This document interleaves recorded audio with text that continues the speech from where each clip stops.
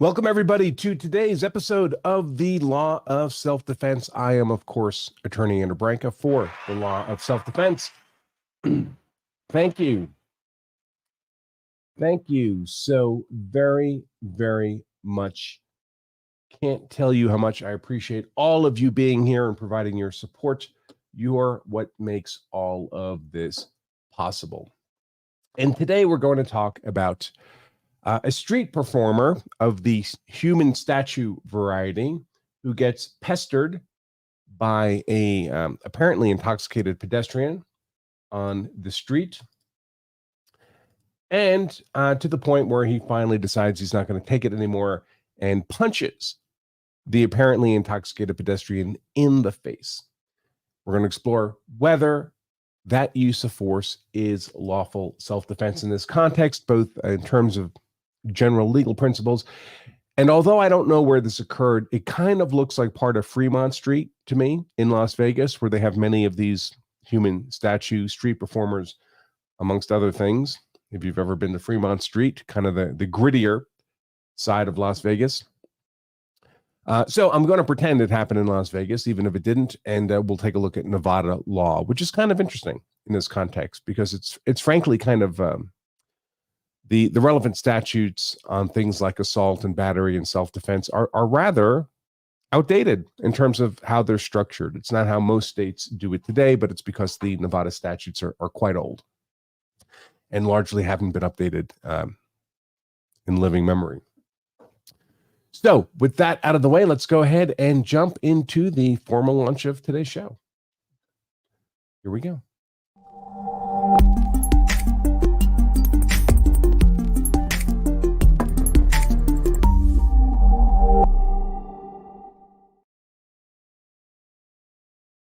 All right, folks, welcome back, welcome back, welcome back. Let me just make sure everything is streaming the way it should be. It looks like it is. The Law of Self-Defense member chat in particular is going exactly the way I'd like it to go. Everyone's getting comfortable chatting with each other. It's a great community here at Law of Self-Defense. And today's show is sponsored by none other than Law of Self-Defense itself, and particularly in the form of our best-selling book, The Law of Self-Defense Principles, a plain English guide on how to be hard to convict if you're ever compelled to use force in defense of yourself, your family, your property. I encourage you to check it out on Amazon. It's 5-star rated. It's a bestseller in its category on Amazon, but don't buy the book on Amazon. They'll charge you for the book and shipping and handling. We only ask you to cover the cost of shipping the book to you. We'll give you the book itself for free at lawofselfdefense.com/free book. A real physical book, not just some download, soft cover of Law of Self-Defense Principles for free at lawofselfdefense.com/free book. Can't make it cheaper than free, folks. So I urge you to take care of that. Get more than one. Get copies for friends, family members, and so forth. It's the single best, most efficient way to learn the actual law of self-defense and make yourself hard to convict. lawofselfdefense.com/free book. All right. And I do also want to mention, before we dive into the content of today's show, tomorrow I'm going to be covering a rather gruesome bank robbery that took place. I'll show you the kind of the preliminary thumbnail that I put together with my own graphic talents for tomorrow's show. There's the bank robber there in the white shirt. He's already been shot in the neck, in the carotid. You see that on the lower right there. There's a lot of red stuff on the floor. That's his blood. He pumps out a lot of blood in this video. So because it's so gruesome in part, and because the value of tomorrow's show, covering this bank robbery event, is less in terms of legal principles and more in terms of establishing your specialized knowledge that may inform your decision-making in self-defense that you may need to be able to articulate to a jury to justify your own use of deadly force. And the only way you're allowed to share your specialized knowledge with the jury is if you can demonstrate, document that you possessed it at the time you acted in self-defense. This is that kind of documentary type of show. So it's going to be a members only program. So it won't be on YouTube. It won't be on Rumble. It won't be on Twitter. It'll be for Law of Self-Defense members only, which might prompt you, if you're prudent, to make sure that today you become a Law of Self-Defense member. You can do it for just 99 cents for a 2-week trial at lawofselfdefense.com/trial. And after the 2-week trial, which would mean you'd be able to enjoy tomorrow's members only show. And after the 2-week trial, it's still dirt cheap. It's only about 30 cents a day, folks, for these shows, for this content. Less than $10 a month to be a Law of Self-Defense member.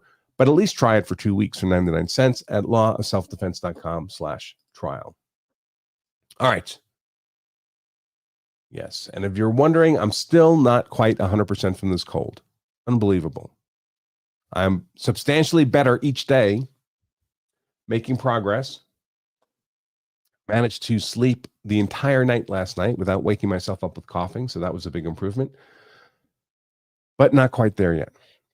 All right. So this event came to my attention in the form of a tweet on X. I don't know this account, Will Gorin, but he happened to post up this video. There's the street performer there. If you've ever been to Vegas, I'm sure they do this in different touristy city centers around the world. But I've most seen them in Vegas, where they dress up as if they were a statue in this kind of monotone gray. This person appears to be going for a Teddy Roosevelt kind of look, with what I presume are replica revolvers on his hips. And he entertains the pedestrians going by. Always there's some kind of jar at his feet where people can leave tips, contributions to the art. And then this jerk, we can just see his purple shirt, tattooed arm there on the left. This jerk decides to interfere with this street performer's ability to practice his craft, and not just interfere, but commit crimes against him. So we'll take a look at the actual video and the response, the ultimate response of the street fighter, which fortunately was not use of the revolvers. And then we'll take a look at Nevada law about this event. So we start off right here. And we'll see the street performers doing a kind of, statuesque handshake thing with this young kid here in the monster hat. Family is onlooking. And then we'll see what appears to me to be an intoxicated pedestrian comes in and begins pestering the street performer. I'm speculating as to the intoxication, but he's got that kind of blank look on his face. So here we go.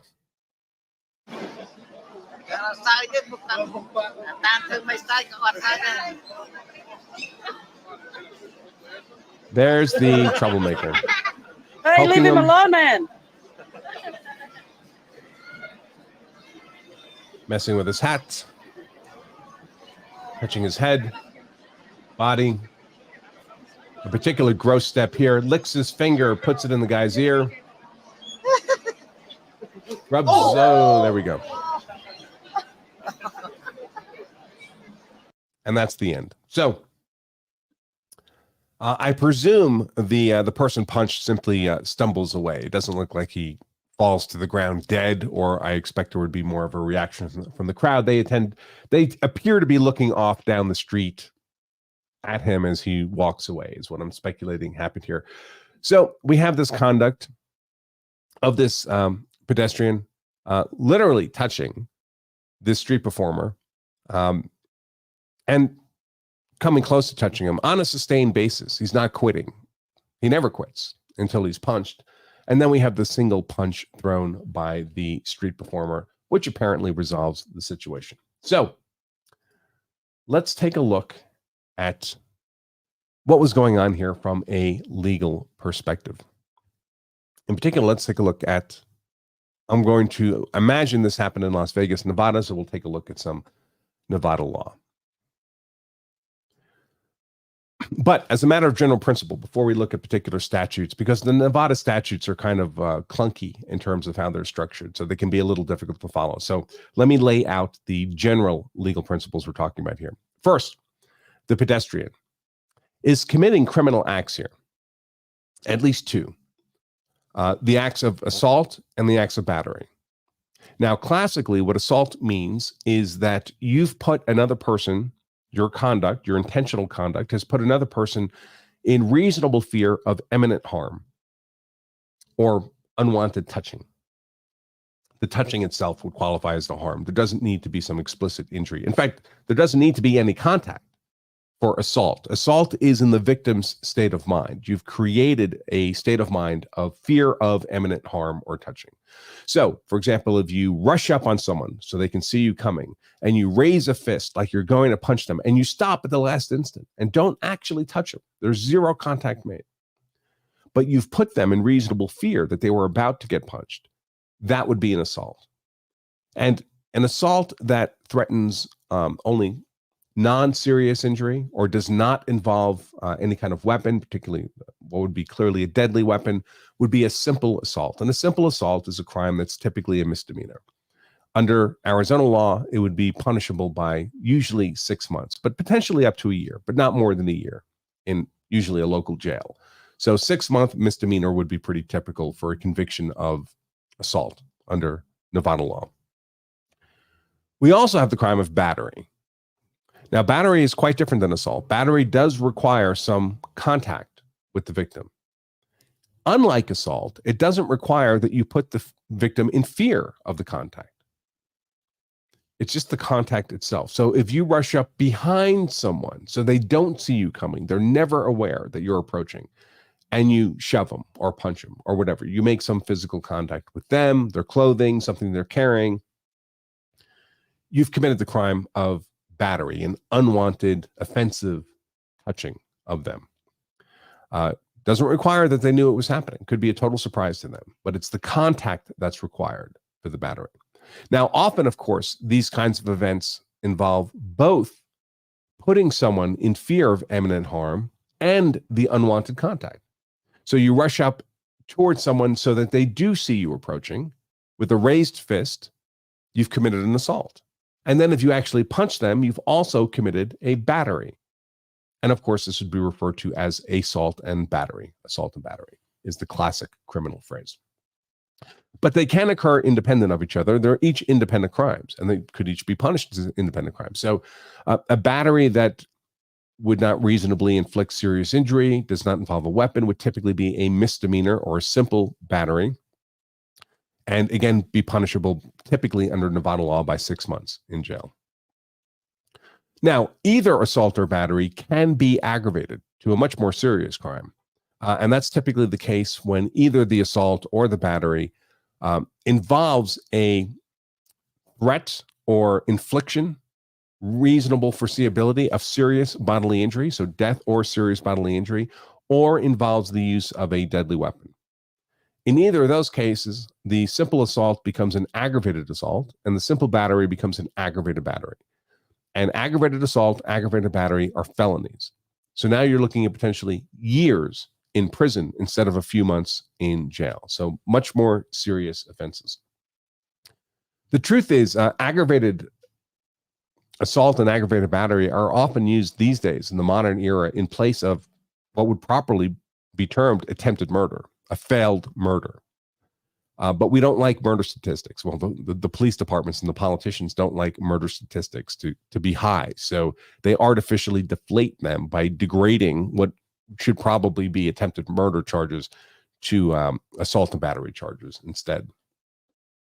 All right, so with those basic legal doctrines in place, we can see that what this pedestrian was doing was both assault and battery. Lots of little batteries. Let me pull the video back up again.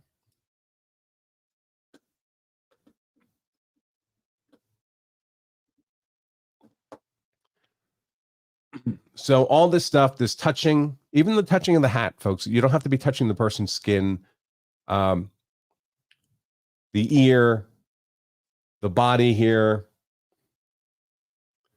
This is particularly disgusting.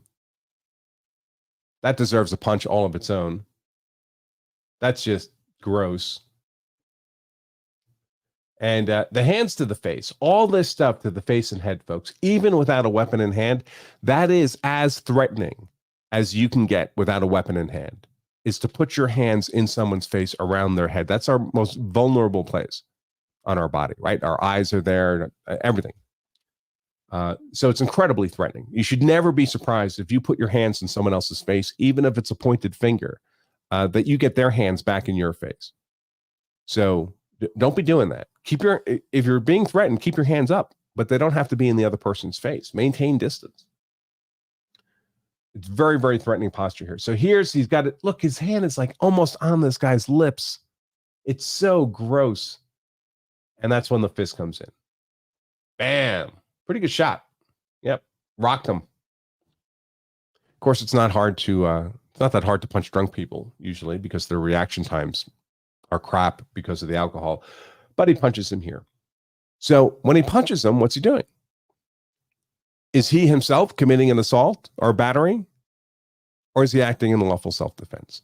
Well, I would suggest he's acting in lawful self-defense against these criminal offenses being committed by the pedestrian. All this assaulting, all this battery. So, some of this you might say, well, it's battery, right? This tapping of the body, messing with the ears, because perhaps you might say the street performer didn't see that coming, was not in a state of imminent fear of this happening. But certainly this stuff here, the hand to the face, that clearly assault. And if there was contact, and it looks to me like there may have been contact, just another battery. So lots of simple assaults and batteries occurring here in just a few minutes. And let's see, I was going to share the actual Nevada law on assault, but it's essentially what I discussed. It gets a little more complicated because, like many states, Nevada does create special categories of people. If you assault them, it's a more serious penalty. Police officers, firemen, medical workers. Although there's special categories of offenders. So if you're a prisoner and you commit an assault, it automatically gets bumped up to more than just a simple assault, for example. And much the same with battery. So that's why we have all these little paragraphs in the Nevada simple battery statute as well, because they have all these definitions for special categories of people. But in this context, presumably, we're not dealing with any of that. It's the traditional simple assault and simple battery framework that I already discussed with you. So let's jump then to the self-defense justification for the street performer. What would he be arguing? And the truth is, Nevada law is very old on this self-defense stuff. So let me share this with you. See if I can expand this up a bit so it's easier to see. In fact, I'll need reading glasses myself. Resistance by a party about to be injured. And in this context, the unlawful contact itself is an injury. It's a legal injury. Other people are not simply allowed to touch you in an unwanted, offensive way. That's battery, as we've already discussed. And it reads, resistance sufficient to prevent the offense may be made by the party about to be injured to prevent an offense against his person or to prevent the taking of property. So we're just dealing with this first paragraph here. To prevent an offense against his person. What's the offense against the street performer's person? It's assault, and simple battery. So he can use resistance sufficient to prevent the offense. Now, this is kind of a stilted, old-fashioned way of crafting the statute. But as you can see, this one was drafted and passed into law in 1967. It's never been updated. 67 is a long time ago, folks. It's not as long ago as my birth, but it's pretty darn close. There's a related statute here. So that was what we were just, this is 193.240, resistance by a party about to be injured. We also have 193.230, so actually the preceding statute, lawful resistance to the commission of public offense. Lawful resistance to the commission of a public offense may be made by the party about to be injured. So this guy's defending himself against potential injury. Now, it doesn't say this explicitly, but in every state, we have certain conditions that have to be met before you can use any degree of force in self-defense, meaning basically before you can use even non-deadly force in self-defense. If you want to use, and that's true of Nevada as well, if you want to use deadly force in self-defense, then there are additional conditions that have to be met. In fact, we jump right into the homicide section of the Criminal Code of Nevada, Statute 200.200, killing in self-defense. And we see that some of these additional conditions, we've all encountered these before, particularly in the form of the 5 elements of self-defense, that before you can kill someone in self-defense, the danger has to be so urgent and pressing that you're doing it to save your own life or to prevent another person from being killed or receiving great bodily harm.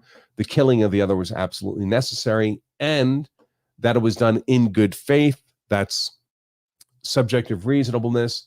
And that the person endeavored to decline any further struggle before the mortal blow was given. Now, again, look at the dates here. So when we have statutes this old, 1911, 1912, 1929 are when the statute was updated. So this is very old-fashioned self-defense law kind of language. And when it's that old, you really do have to do a thorough look at the case law that's happened in the last 100 years that's interpreted and applied this statutory language to real people in real cases. When you do that, you find that Nevada self-defense law is really not much different than the rest of the country. It is a stand your ground state, so there is no legal duty to retreat.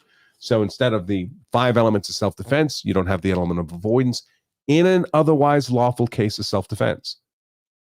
It's important to note that you would just have the remaining 4 elements: innocence, imminence, proportionality, and reasonableness. In any case, the element of avoidance would only be relevant in a deadly defensive force scenario. I think besides the Commonwealth of Massachusetts, no state imposes a legal duty to retreat if you're only using non-deadly force in otherwise lawful self-defense. And I would suggest we are, in fact, using just non-deadly force here. Now, one punch was thrown. Let's presume that's all that was ever thrown here. It certainly appears to be the case. One punch was thrown by the street performer. Are there circumstances in which people are killed with one punch? Yes, of course. We've all seen those videos on YouTube, right? The knockout game videos. A person's punched, they lose consciousness, they fall over, hit their head on the curb. It's typically what happens. And they die of the head injury from the curb. So getting killed by one punch can happen, but it happens so rarely in the context of how many punches are thrown every year in America that the courts almost invariably will treat a single thrown punch as a non-deadly use of force, absent some aggravating factors. So aggravating factors could be that the person throwing the punch is substantially larger, stronger, has an exceptional fighting ability that the person punched doesn't have. So disparity of size, strength, or fighting ability. Another aggravating factor could be if the victim of the punch has an exceptional vulnerability to injury, like they're on blood thinners, but that really only goes to the victim's state of mind, because it's not like generally the person throwing the punch would be aware of that fact. If they were aware of the fact, then they would be aware that their one punch was in fact a use of deadly force likely to inflict death or serious bodily injury. But absent those kinds of aggravating factors, a single punch like this would be a non-deadly use of force, not a deadly use of force. Again, you wouldn't be privileged to use deadly defensive force unless you were facing, in effect, a deadly force threat, which isn't really happening here, right? This drunken pedestrian's not presenting as a deadly force threat, I guess, except for the spit on his finger. But that would be a stretch of an argument to justify shooting him in the street, for example. So let's presume the pedestrian's only using non-deadly offensive force, and that the street performer is only using non-deadly defensive force. Well, under the element of proportionality, deadly force in defense against deadly force attack, only non-deadly force in defense against non-deadly force attack. So does that mean that the street performer, because his punch was deadly force, was acting proportionally to the non-deadly force of the pedestrian? Well, probably, but there is an argument to be made here. Now, again, we can think of the intensity of the force involved in these conflicts as falling into one of two buckets in terms of this element of proportionality. It's either deadly force or it's non-deadly force. Now, we're not really talking about deadly force here, as we discussed, but if we were, once you're in the deadly force bucket, there are not different degrees of deadly force. All deadly force is the same as all other deadly force. A baseball bat to the head is not lesser deadly force than a shotgun blast to the head. They're both forces likely to inflict death or serious bodily injury. So it's a pretty homogeneous bucket, the deadly force bucket. That's not quite true in the non-deadly force bucket. In the non-deadly force bucket, there are degrees of force. Not all non-deadly force is proportional to other non-deadly force. To give an example, someone might poke you in the chest with their fingertip. That's a non-deadly battery. They're not allowed to do that. It's against the law. They're committing an offense against which you can defend yourself. But if you were to hose them down with pepper spray, and that was the extent of the threat, the finger poke to the chest, that could be deemed to be a non-proportional response to a finger poke. Too much non-deadly force. Still non-deadly, but more than was required. You could have just swatted their hand away, for example.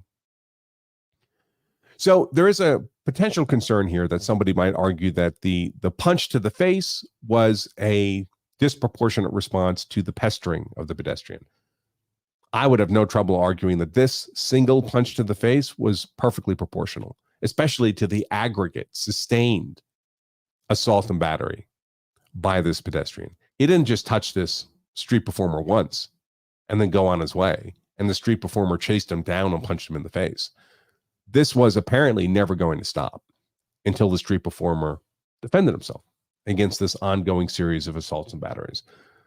So I would have no problem arguing that this single punch, again, the street performer, it was not a sustained beating, right? It was not 3 or 4 punches to the face. It was the one punch that appears to have been sufficient to stop the assaults and batteries that the pedestrian was committing on the street performer. So I think this is all good, well done, and the street performer went right back to his business. And folks, if you're going to be walking around Fremont Street intoxicated, I'm not telling you not to do that. I know some people who may have done that from time to time. You can do that and just be enjoying yourself and not be an a-hole, which is what I would recommend. By the way, it's often much less productive than for this pedestrian to be an a-hole on Fremont Street. The consequences can be much more severe than we saw here. So let's not be doing that. Everybody in the law of self-defense community is a better person than that, I am sure. All right, let me take a look at the Law of Self-Defense member chat. Another good reason to be a Law of Self-Defense member is we answer, during these live streams, we answer the questions and comments from our Law of Self-Defense members in real time during the live stream. So let's take a look at what we have. And again, all of you, I put the little banner up there. You can become a law, or did I not? I meant to. Yes, you can become a Law of Self-Defense member right now for 99 cents, folks, at lawofselfdefense.com/trial. All right. What have we got?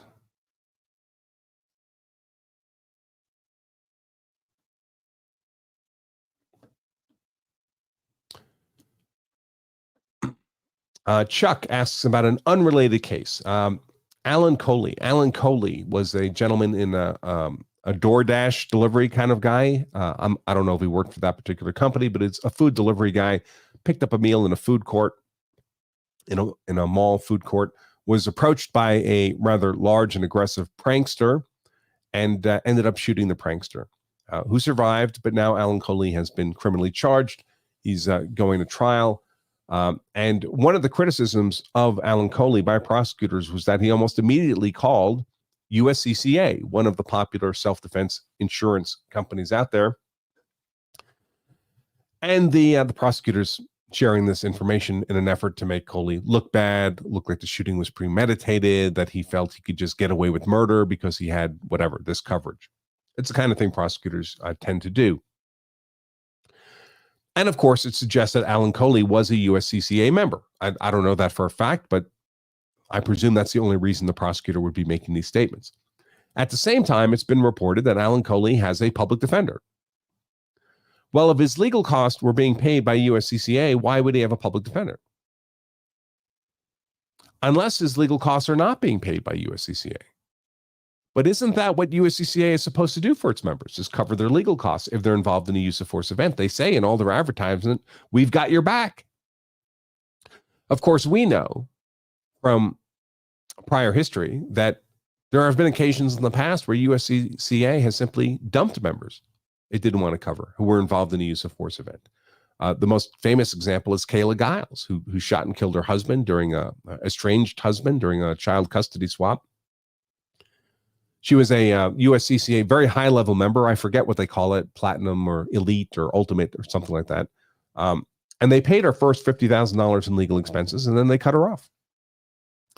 Never provided an explanation other than they feel they don't have any legal obligation to pay for her legal expenses. Which to my mind raises the question of, well, what are people paying for then? But I covered the Kayla Giles case. You can learn more about that at lawofselfdefense.com/USCCA. I did several videos on it. They're all aggregated there.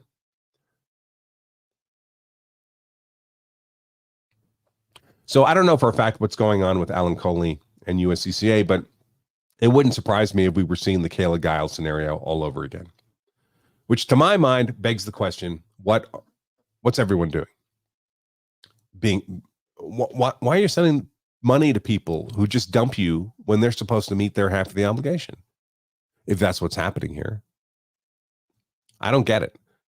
Personally, I for those reasons, I never recommend USCCA to anybody. I just think it's a bad plan, given this history. If you're looking for that kind of coverage, my recommendation would be CCW Safe, a competitor to the USCCA. I do a lot of partnering with CCW Safe. I'm personally a member of CCW Safe, as is my wife, Emily. If you'd like to learn more about why I chose them as my coverage over USCCA and everybody else, you can point your browser to lawofselfdefense.com/trust for my explanation of why I trust CCW Safe. I think I have a little banner I can put up there. Yeah, it's at the bottom of the screen. lawofselfdefense.com/trust. But yeah, I would never recommend USCCA. Okay.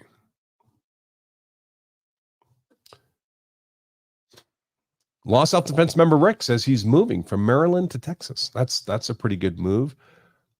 Emily and I and Law of Self-Defense HQ are almost certainly leaving Colorado within the next year or two. It's become a complete dump in the 5 years since we moved here. And where we're going is not yet certain. It could be the San Antonio area. We're looking closely. It could be the Nashville area. The biggest constraint for us is the kids' school, kids' education. We have 2 kids in elementary school and soon to be high school. So that kind of constrains our options. But we're looking around. Staying in Colorado is not in the cards for us in the long term. I like Florida too. Maybe we'll take a look at that. And I know Florida's hot. Texas is hot. Let's see. Yeah, we're completely California'd here in Colorado. In fact, there's California license plates everywhere. We're awash in California license plates.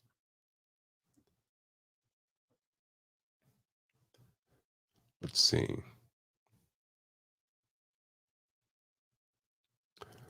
Somebody says this may have happened in Australia, the street performer scenario. But if it's a tourist town, you'll hear accents from everywhere, right? You hear all kinds of accents in Las Vegas. Like a defense member, Jimmy, says it happened in Queensland, Australia. Could be. I really don't know. But of course, here at Law Self-Defense, we only ever apply American self-defense law. I don't know anything about other countries' self-defense law. Let's see.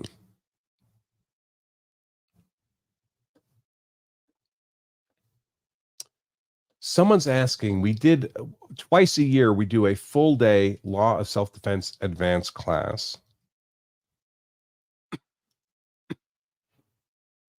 We did one on October 7th. And there won't be another one for 6 months or so. Excuse me, folks.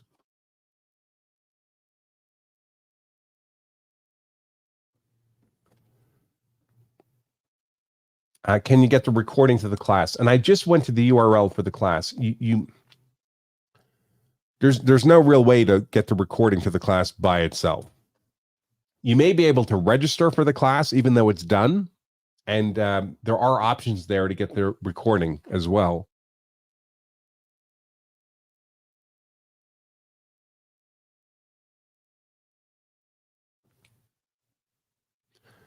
Then you'd be paying for a ticket to a class that's in the past. So, to the live class that's in the past, but it would give you access to the recording from that class. Or you might consider emailing our support team at support@lawselfdefense.com. Pose the question to them. I doubt they have a ready answer, but that'll kind of put it on our internal list of issues to discuss. And maybe we'll make the recording available as a kind of a separate item. We'll have to see how burdensome that is to do. Law self-defense member Rick has a good question. He says, the way the Nevada law is written to say prevent, is it possible the offense on person has already occurred and therefore does not fall under the statute? So that's a great question, because technically speaking, you're not allowed to defend yourself against a past offense that's over, nor a speculative future offense that may never happen. Neither of those things is an actually occurring or imminent threat. You're allowed to defend yourself against the imminent threat that's about to happen, the imminent harm offense that's about to happen. But you're allowed to make inferences from the evidence available to you. Someone who runs up and shoves you and then runs away, well, that shove was an unlawful offense, but it's over. They're not continuing to offend.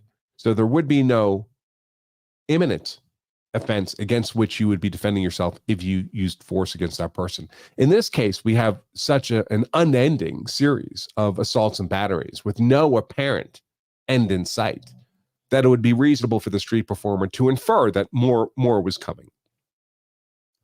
So technically, he's not really defending himself against the assaults and batteries that have already occurred. He's defending himself against the assaults and batteries that he reasonably infers are about to continue.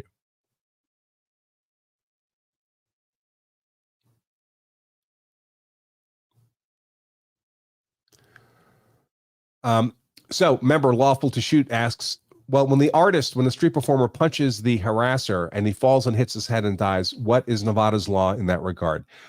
Generally, your criminal liability is for the reasonably foreseeable consequences of your conduct, not the bizarre consequences, the unforeseeable consequences.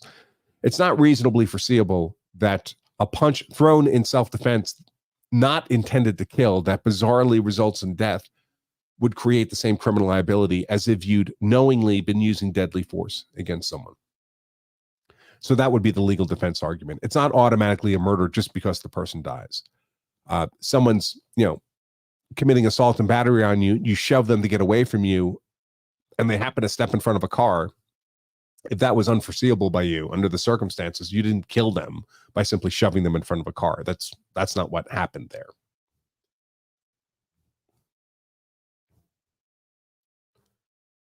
Let's see. So I see a number of people in the comments who either already have some kind of impaired vision or may have lost an eye. Yeah, that would definitely be specialized knowledge about your exceptional vulnerability to injury that would impact how much force you'd be privileged to use in self-defense. So someone threatening your remaining eye, if that becomes impaired, and then you're effectively blind. So that's a much more serious threat than if you were facing a risk of impairing one of two good eyes. Let's see.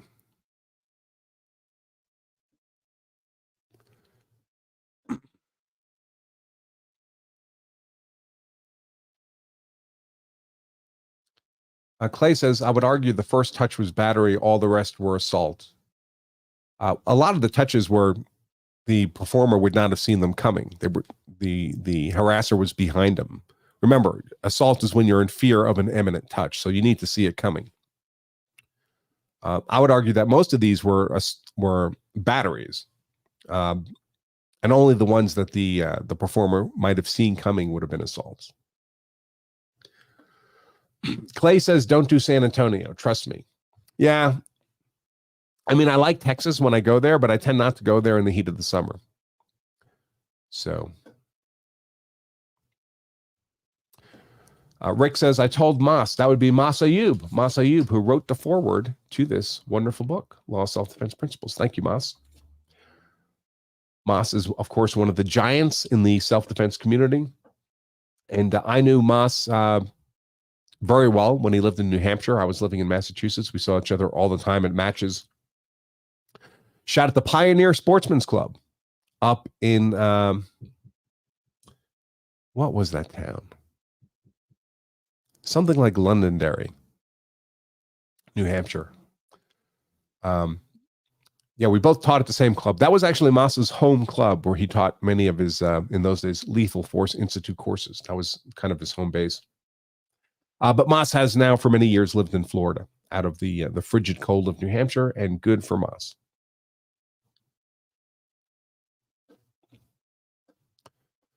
Let's see, a few more here.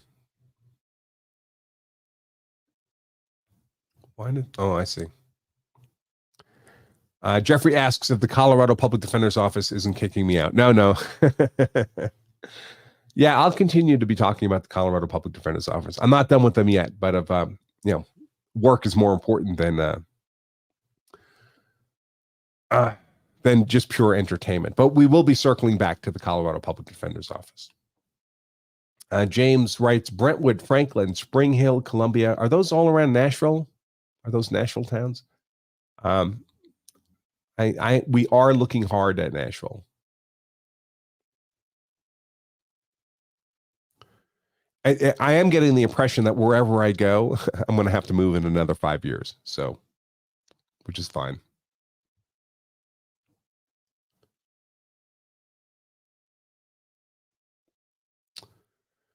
Let's see. Jeffrey asks, what did the shirt finally sell for? This would be the t-shirt the Colorado Public Defender's Office gave me, then demanded I return. We auctioned it off for something around $1,700. And all that money went to the Second Amendment advocacy group, California Rifle and Pistol Association. They do a lot of Second Amendment legal work at both the California and also the federal level. Steve says, I should visit Daytona Beach, St. Augustine, DeLand, Florida. Yeah, I like Florida, but unfortunately, I don't think Emily likes it very much to live there. To visit, she loves it. And let's see. So Kent asks, did you discuss proportionality? I think the drunk deserved to lose some teeth for the saliva in the ear and touching the face, but a prosecutor could argue the punch didn't meet the requirement of proportionality. Yeah, I spent quite some time on proportionality. That saliva in the ear thing is so disgusting, and putting your hands on someone's mouth is so, it's hard for me to imagine not responding to that kind of conduct with something like a punch. All right, folks, I think that is it for me today.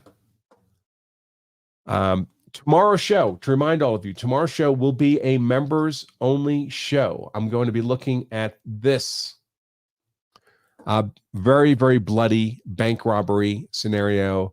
And